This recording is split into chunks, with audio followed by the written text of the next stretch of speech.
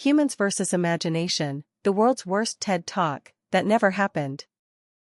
A dimly lit garage turned studio. Grainy webcam footage. Title card pops up, Imagination Explained, by people who barely have any. Upbeat chiptune music plays, then cuts to static. Our host, Bob, a disheveled guy in a world's okayest dad t-shirt, stares intensely at the camera, holding a banana like a microphone. Welcome to Bob's Basement Brainiacs, where we tackle the big questions, like, what even is imagination? And why does it make you think of flying elephants when you're supposed to be paying bills? Today, we've got a panel of experts, my neighbor Gary, my cousin Tina who's artsy, and little Timmy from down the street who once drew a unicorn eating pizza. Let's dive in. Or, imagine diving in. Ha! See? Already doing it. Cut to a wobbly folding table with 3 folding chairs.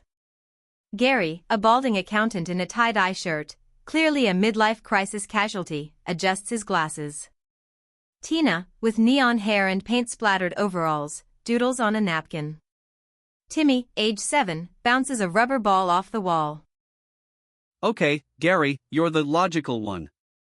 Explain imagination like I'm 5. No, wait, like I'm 5. Go.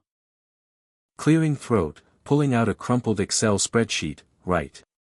Imagination is, a cognitive subprocess involving the prefrontal cortex and the default mode network. It's like defragging your brain's hard drive, but with memes. See this chart. Holds up spreadsheet, one cell says, imagine 8 ION equals. It lets you simulate hypotheticals. Like, what if cats ruled the world? They'd tax us in hairballs. Blinking, Gary, that's not explaining. That's just you having a stroke on paper. Next. Tina, you're the creative type. Show us what imagination does. Jumping up, waving arms like a deranged conductor. Oh, honey, imagination isn't done, it's lived. It's that spark. Grabs a marker, starts scribbling on the tablecloth. Watch, close your eyes. Imagine a dragon. Not just any dragon, a vegan dragon who knits sweaters for orphan squirrels. Now, add roller skates. And a backstory. He lost his fire-breathing license after one too many barbecues gone wrong. See? Now you're invested. Imagination turns into mind blown. It builds worlds. It solves problems. Like, Einstein imagined writing a light beam, boom, relativity. Me? I imagine my student loans as evil clowns I can juggle away. Poof. Suddenly, Tina imagines too hard, she mimes juggling invisible clowns, trips over her chair, and faceplants into a pile of Gary's old tax forms. The tablecloth rips. Timmy giggles uncontrollably. Helping her up, stifling laughter, okay, points for enthusiasm, 0 for not breaking my furniture. Timmy, you're up, kiddo. What's imagination to you? Stopping the ball mid-bounce, eyes wide, it's like superpowers in your head. You can be a pirate on a dinosaur ship fighting zombie robots with laser toothbrushes. Or eat ice cream that tastes like clouds but doesn't melt your tummy. And it makes bedtime scary fun. Like, what if the monster under my bed is just lonely and wants to play Fortnite? Pauses, whispers conspiratorially, but don't tell Mom I imagined eating all the cookies. They were magic cookies that turned into homework fairies later. Nodding sagely, kids got it.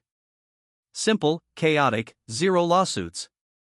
But seriously, folks, what can imagination do? Gary? That's also a computer that's also a tiny movie theater. But beware, too much, and you get conspiracy theories. Like, flat earth. That's imagination on bath salts.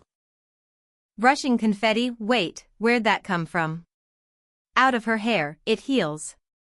Therapists use it for trauma.